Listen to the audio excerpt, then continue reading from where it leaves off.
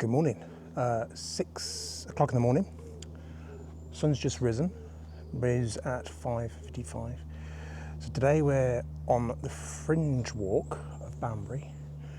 We're starting in Ironstones because that's close to where I live, and we're going to film the whole route, not on this camera but on my action camera. It says it would do about 4 hours.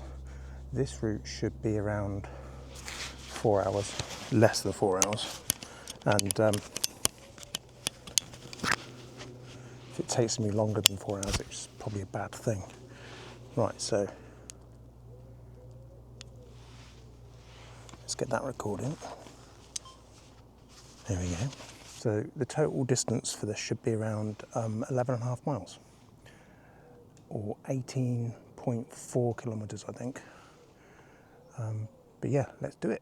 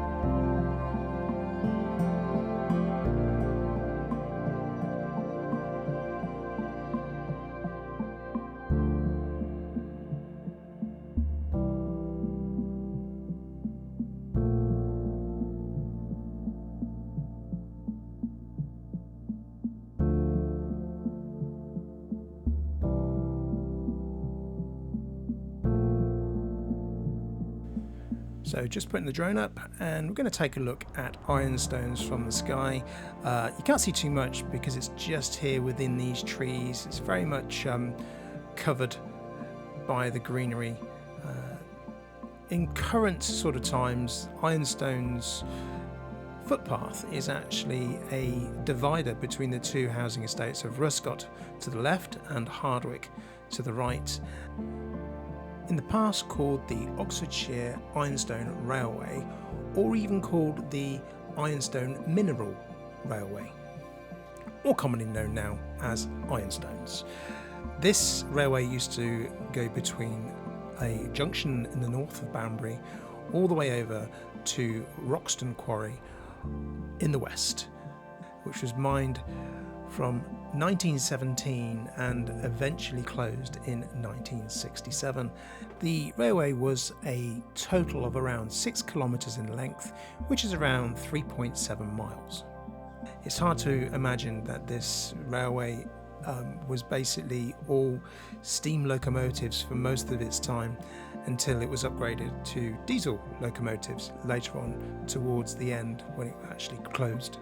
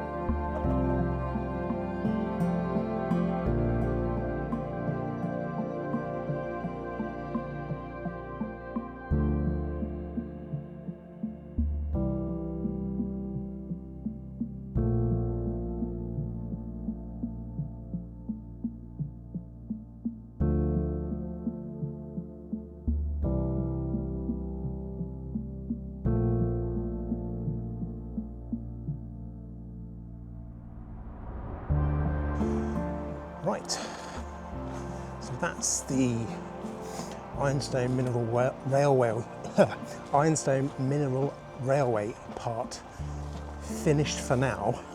We'll be coming back to that later. Probably in about two and a half hours, we'll be back onto that for our home stretch. Now the starting point for this walk is actually in the centre of town. So they normally say to start at Spiceball or Castle Quay.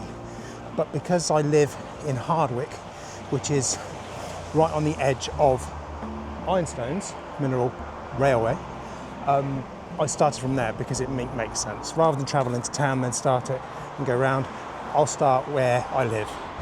Right, so over the road to the Canal Bridge.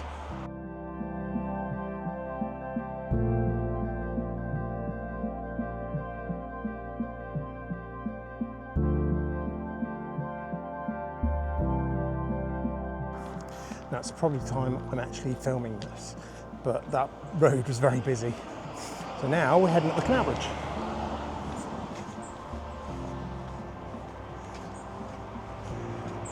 Oh, that's a lovely smell. Oh, we can smell the honeysuckle. So yeah, it's quite a nice little view out.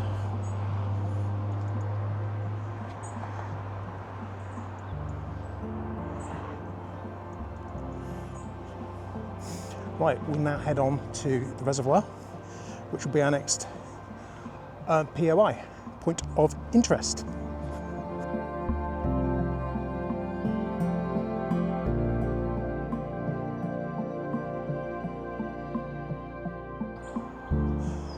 Now, once over the Canal Bridge, you'll see there is a sign here to say Fringe Walk that way, and you just walk along that towpath until you get to Spiceball Park.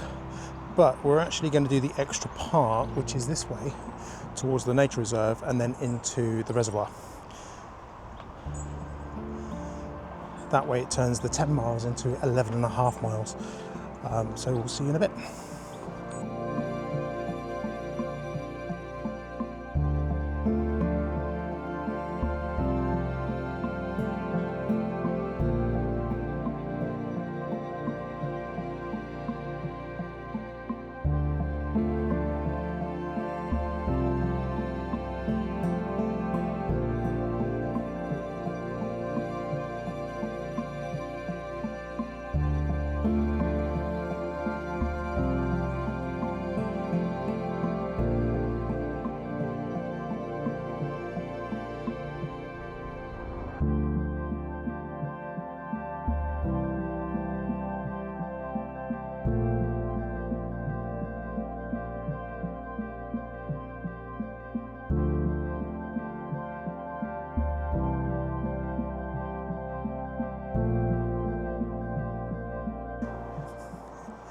Banbury Reservoir, very dreary, a bit moist today, which is a bit concerning because I thought it was going to be dry. You need to walk this way to get the extra mileage, so we'll go this way. We'll have a quick sit on the bench and pop the drone up. But yeah, I wasn't expecting it to be this wet. I'm a bit concerned about this camera now because it's not a waterproof camera, but this one's all right. This one's still waterproof. Yeah, let's get this in the cover.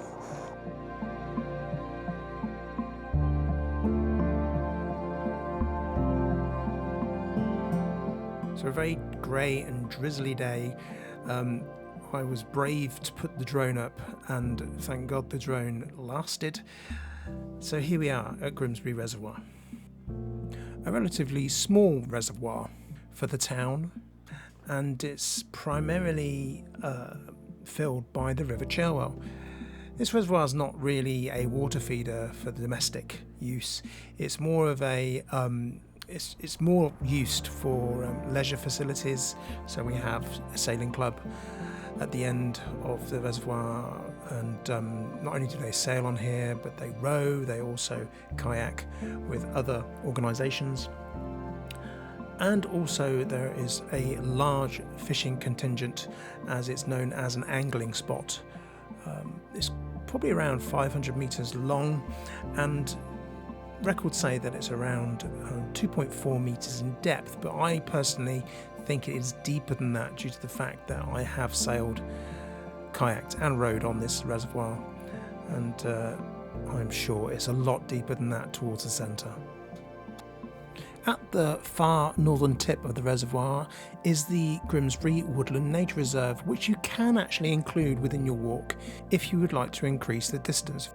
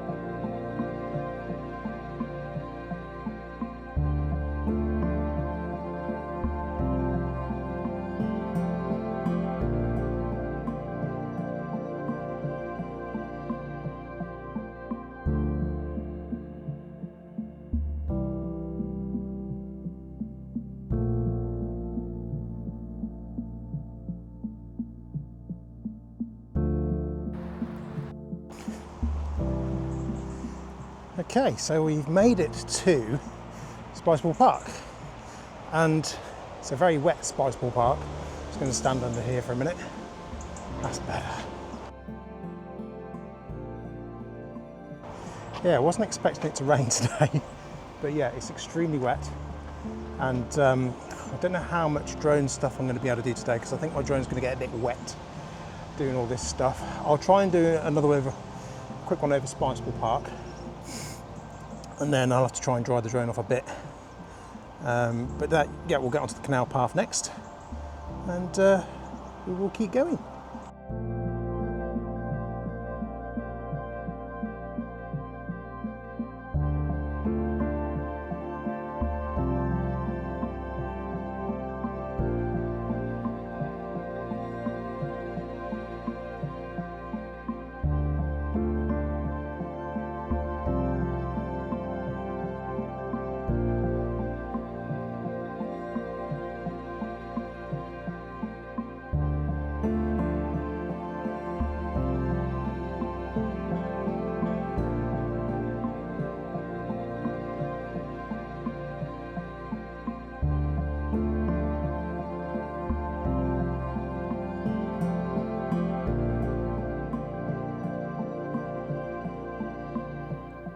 Spiceball Park is a well-established country park for the town of Banbury and stretches over 26 acres.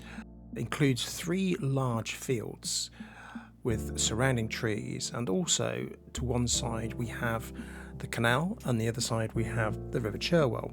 Across the River Cherwell from the park is a nature reserve which has lots of woodland and wild routes to walk through.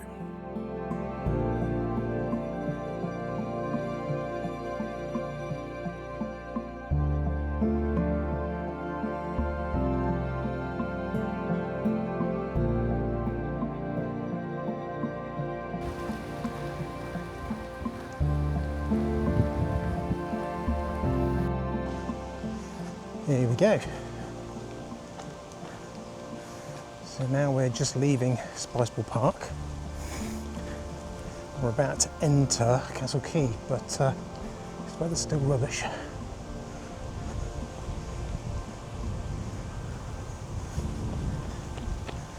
And still concerned about my camera getting wet, but we'll carry on. I'm not going to be able to do a drone shot here because it's just too wet. So what we've got there.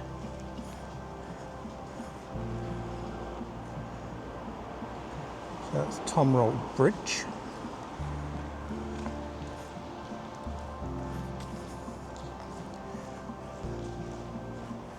And as we come under Tomroll Bridge, you get to see Castle Quay. Got the new Premier Inn just there. I say new, it's been there for a few years now. But you do get quite a lot of canal boats down here, and they have obviously hookups,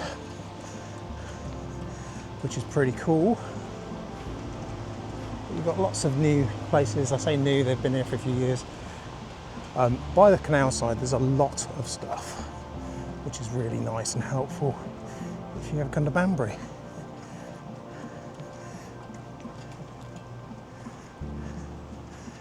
And over there we have an area called Lock 29, lots of small little businesses, lots of eateries, street food, that sort of thing in there. Very nice. And we'll head on down a bit further.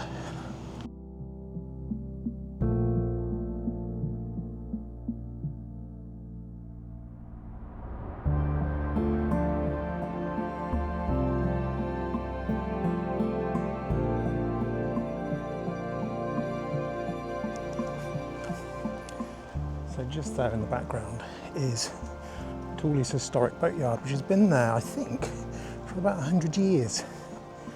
It was there before this was all built, and it's very interesting inside. It's got a forge, it's got its dry dock, so if you need anything doing with your narrowboats around this side of the Oxford Canal, they are the people to do it.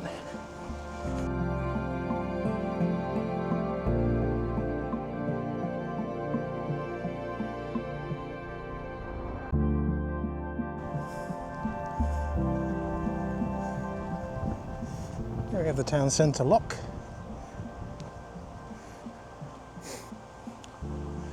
Always well looked after. Always does tend to be looked after when it's right in the middle of the town. Then we get to Bridge 165. That bridge there was actually like the bridge back there. It used to be a swing bridge, but when they redeveloped all this area, they actually turned it into a permanent structure. I guess just so it would fit in with what they were building. Now this is the mill, which is our theatre, art centre in Banbury. Been to see a few things there. Unfortunately it does get hit by flood really badly and has over the years really suffered. But look at these little sculptures, it's pretty cool. And then you've also got these poems by the water.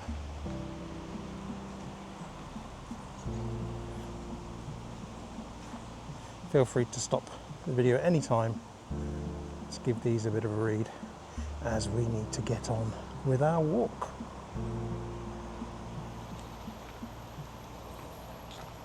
Right, onwards up to the bridge. Now this is a long walk, it's probably about 2-3 kilometres.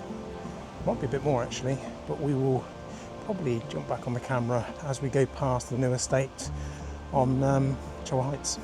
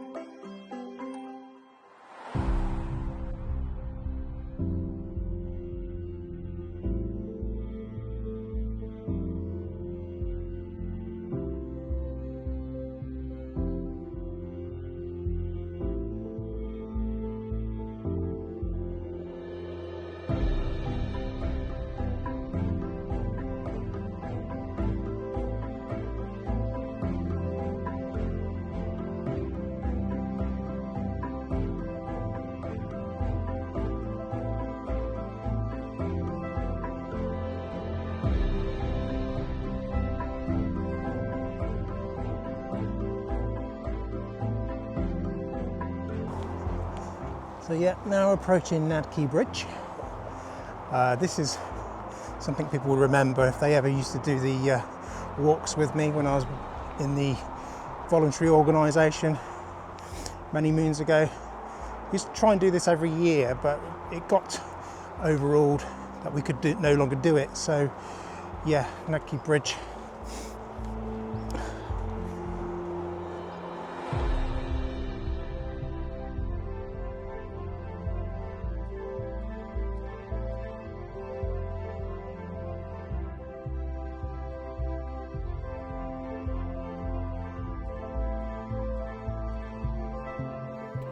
The walk along the Oxford Canal towpath is a long walk, part of this actual fringe circular walk, and Nadkey Bridge is basically the end point of us walking along the canal.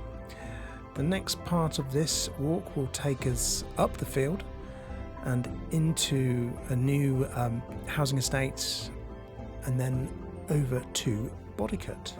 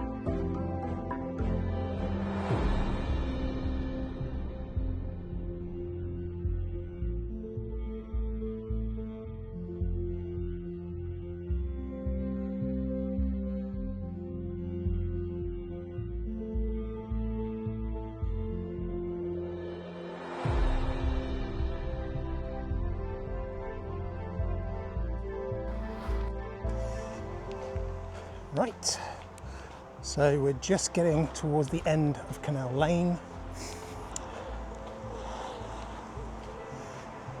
and we need to cross the road again. So going to be careful because it is rush hour. Just going to see which side the bollards are. I think we're on the left hand side. Oh no, we've got some on the right hand side.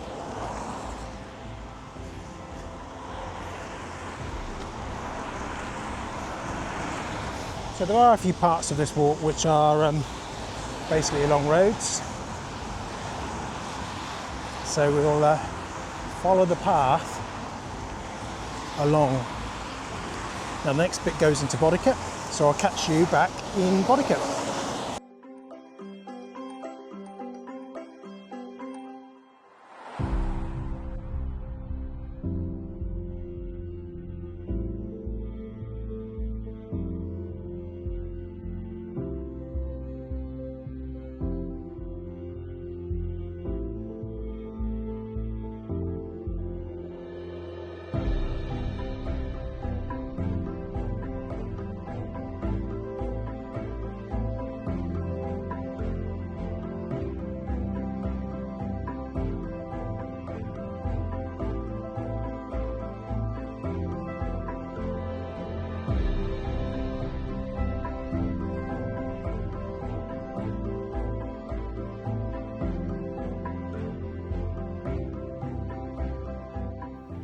Boddicott is a small village to the south of Banbury, and often people sort of lump it in with Banbury as part and parcel of the same place, but Boddicott is its own parish and is actually 2 miles away from the centre of Banbury. The next part of our walk actually leads us out of Boddicott and along this tree line at the bottom of the screen through Salt Way. which is a long walk again, and actually links between here and the Bloxham Road, and then onwards from there to the Broughton Road and on to Giant's Caves.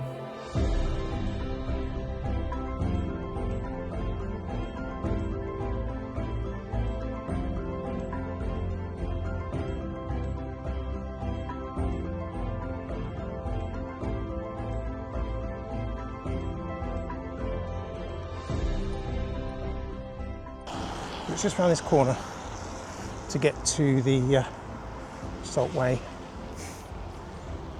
which will take us round the southern part of Banbury past the schools. Look at that, that's pretty cool.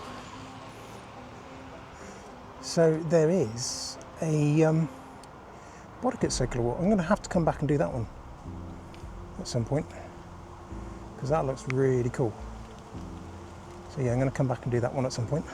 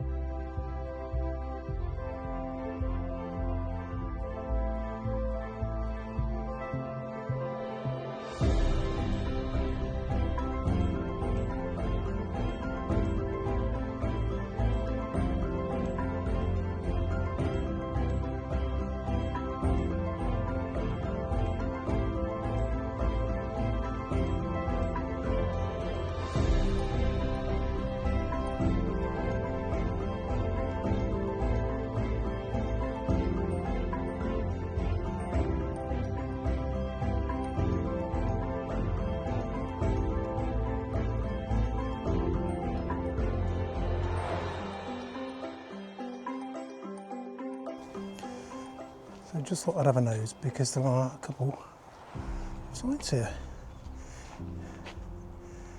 Look at that. So we've got a bit of history of the Salt Way. Excellent. Right, so if you want to pause it now, grab your info, and then there's also that one. Excellent, let's carry on.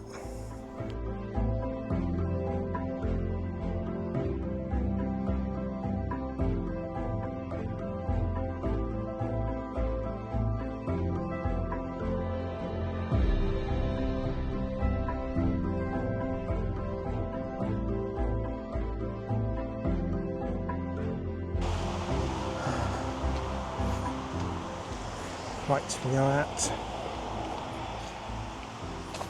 just over 11 kilometres, and we're at the end of the first part of Salt Way, and we're now going to cross over to the other part, which is over there,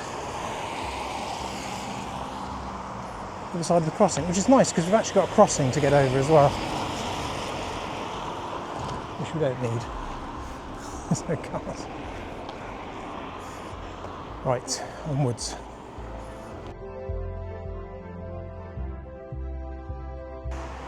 So into the second part of Salt Way. This will lead all the way to Giant's Caves, but there will be a stop.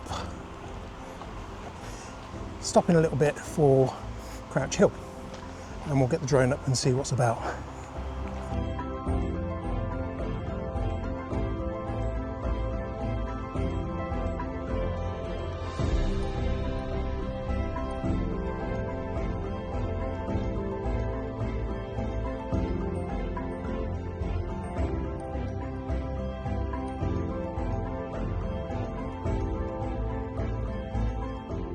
Right, so a little break from the walk to then have a look over this field, which we can't really get up to, I don't think.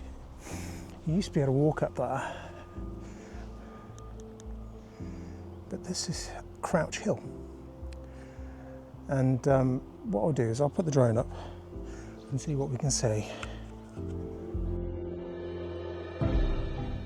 Crouch Hill has a really interesting history, and it's very much connected to military sieges, and it was part of the Saxons' encampments to allow them to make signals across to other encampments.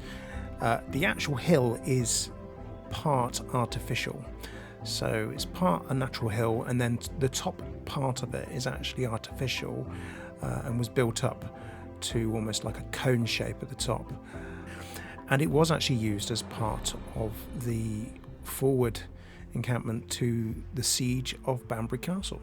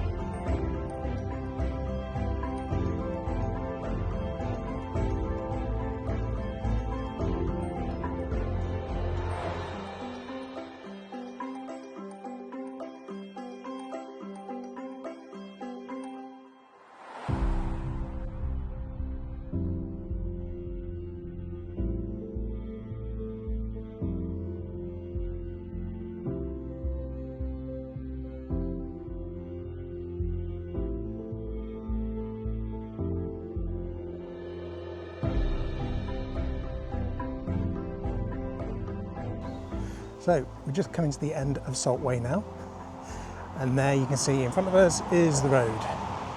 So we cross over the road now, and it's nice and safe over there into Giant's Caves.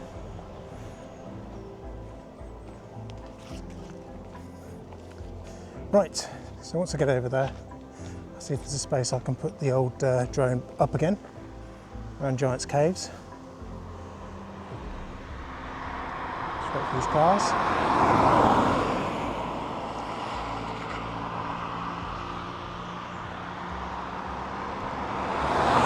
Right, so, interesting thing is this just here, which I've never noticed before. That little signpost, Oxford, 32 miles. So Stratford upon Avon. Yeah, never noticed that before. So yeah, we always see things in a different way. So down these steps into Giant's Caves. Ugh.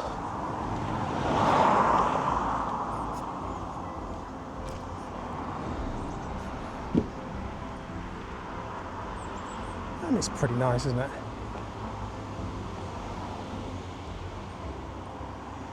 Right, I'll catch you in a little while.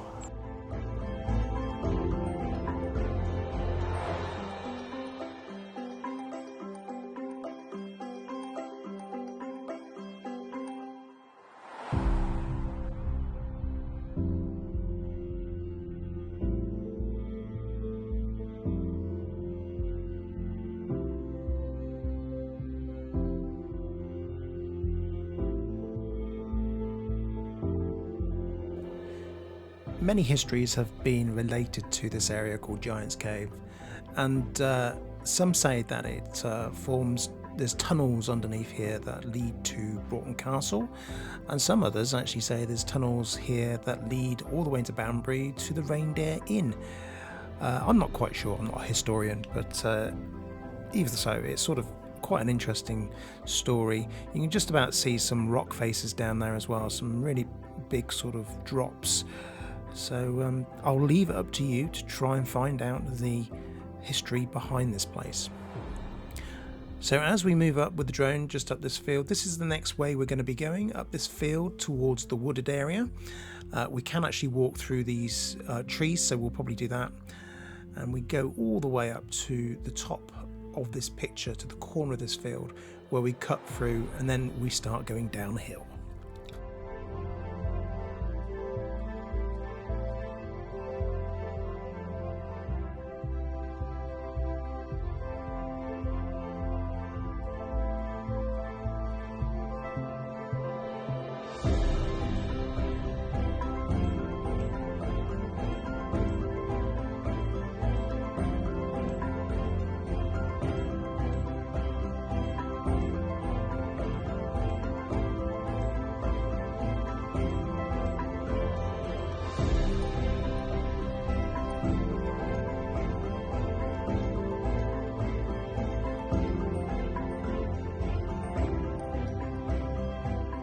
So we've just walked all the way from Giant's Caves, the other side of that hill, all the way up here, and now we're walking down this bit to go and find there's sort of like a little woodland just over to the right, which we walk up through, and there's a pathway down the bottom to walk up the hill.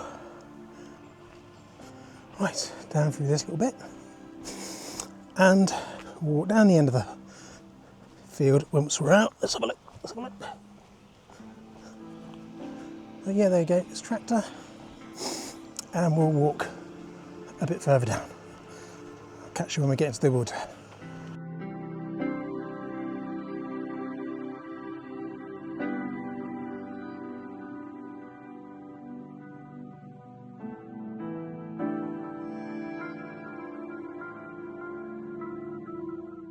Right, we're approaching the 14-kilometre bit. This used to actually have a gate on it. It seems to have gone, fence is gone. But yeah, this is the woodland area you need to walk through. I realised the other week that up the hill to the right is a mountain bike course. I did some FPV drone footage up there the other week. So yeah, you can see the mounds just through there, where there's a quite substantial mountain bike course.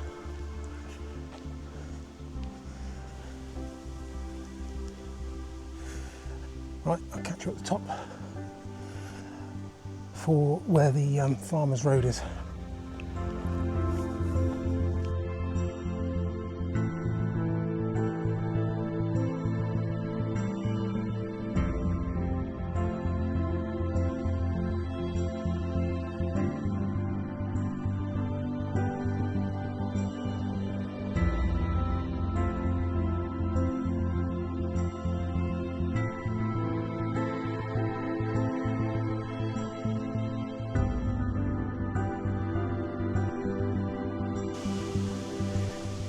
Here we go, last part of the climb out of the woods.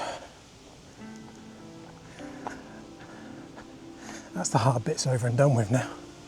It's all pretty flat all the way back to home base.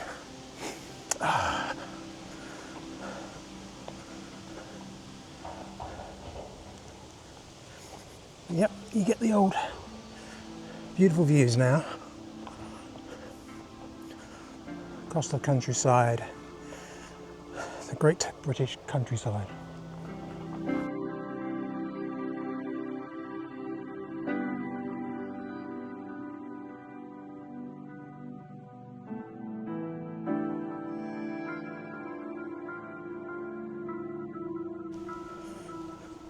So you have to be careful around this bit because there are horses in the fields, please do not feed the horses. It can actually make them really ill. And there are signs up saying don't feed the horses, so yeah, please don't. Just enjoy watching them. Normally it's about 3 or 4 in here, there's only 1 in here today, perhaps the others are out. Right, onwards.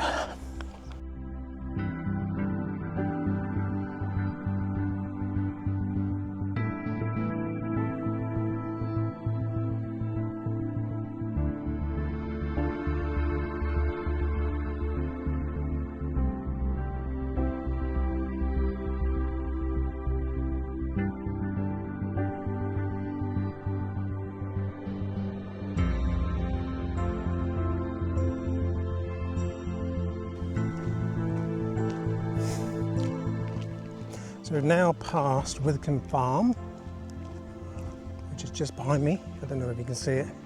But we've now got this road which we're going to be walking along. It's like the farmer's road. So you just got to be carefully footing because there are a few dips and bumps and things like that you can trip over.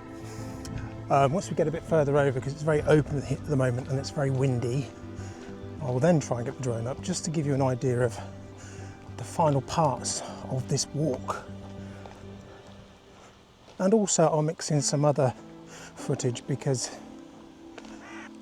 I don't think we take the most picturesque walk, because there is another way you could go, which would probably only add half a mile if that, and you'll be able to then see the arch for the be able to see Drayton Arch, and you'll also be able to see Roxton Obelisk. But I'll mix in some other footage.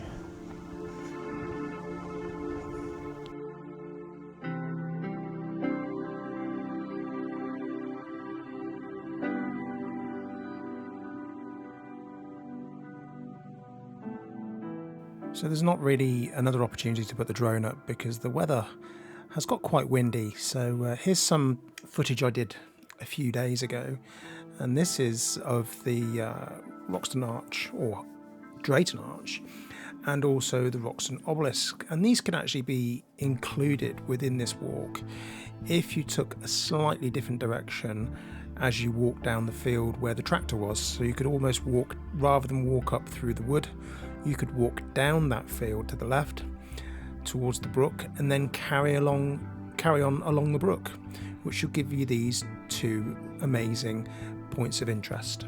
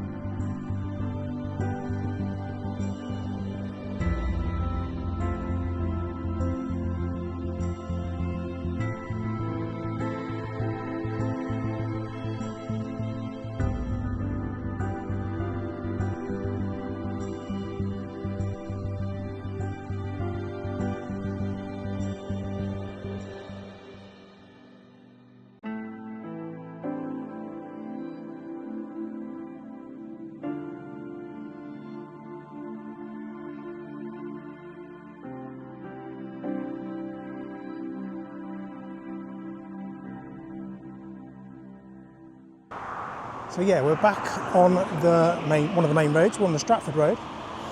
We've just come off the farm track from Withycombe Farm. Now I've got to cross this road to go in through that gateway. This is probably the worst road to cross because there's so many speed limits. There's a 20 there, there's a 40 there, there's a 30 there, it's mad. Right.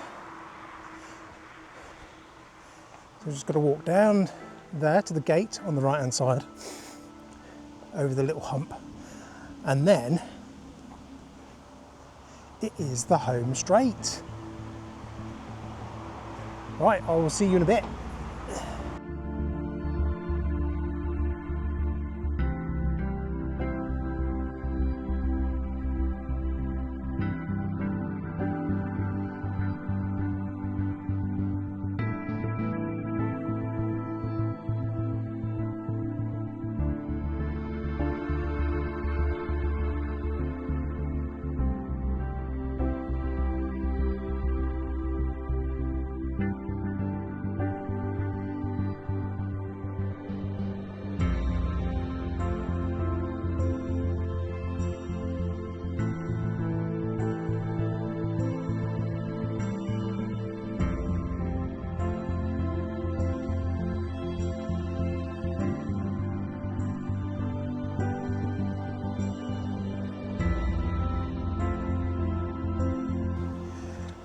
So as you're coming out of this area, you need to go down, right down to this right hand corner and go through the gap in the hedge. It looks a bit odd, but it's the only way to get through to the other part of the ironstones.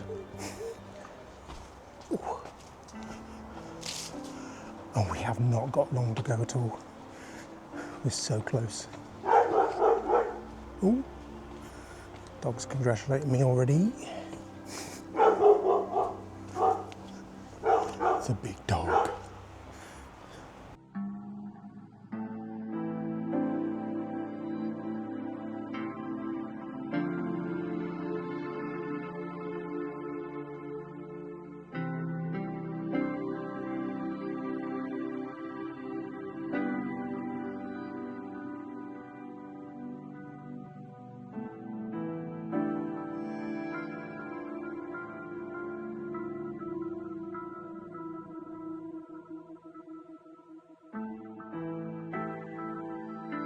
Right, I finished.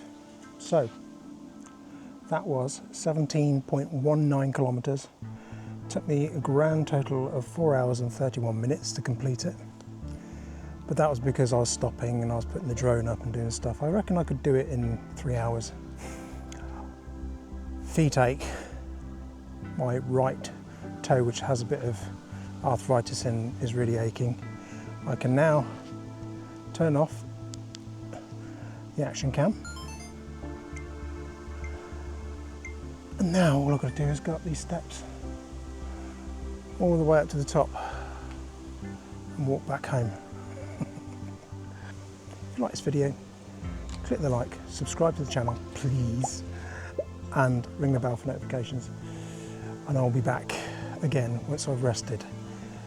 I think my trainers need a wash. I fell. Now I've got to go up all these steps.